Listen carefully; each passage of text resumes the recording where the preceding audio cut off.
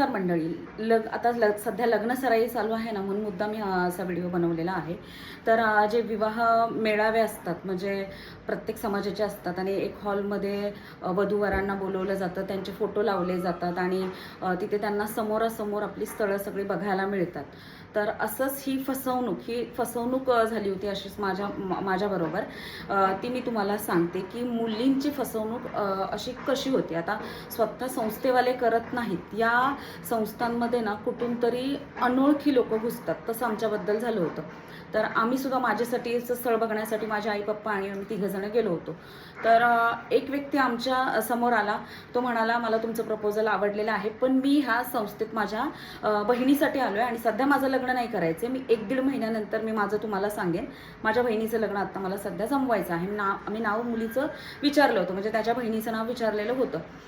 तिथून म्हणजे त्याने आम्हाला सांगितलं तो इन्कम टॅक्समध्ये मोठा ऑफिसर आहे, मला खूप सॅलरी चांगली आहे. तर प्रत्येक मुलीच्या आईवडिलांना वाटतंच ना की आपली मुलगी चांगल्या घरात जावी, चांगला उच्च शिक्षित असा मुलगा मिळावा. तो चांगला उच्च शिक्षित होता असं तो आम्हाला सांगत होता.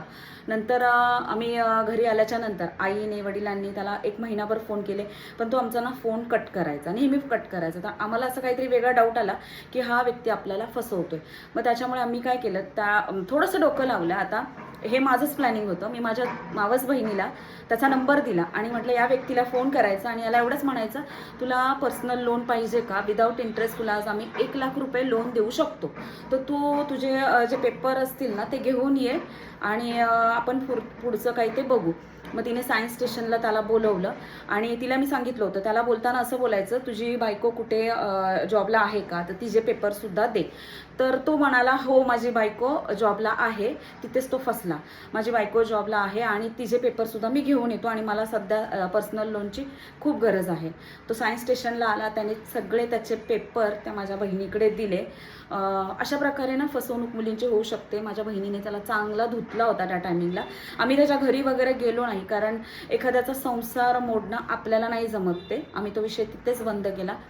तर मुलींना मला असं सांगायचं आहे ना की मेळाव्यात जर जाताय ना तर मुलाची पूर्णपणे अशी चौकशी करा.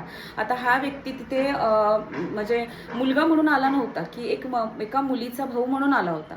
मग मला असं वाटतं आणि नंतर आम्ही त्याच्या बहिणीच्या नावाची चौकशी केली, तर असं कुठल्याही प्रकारचं नाव त्या संस्थेत नव्हतं.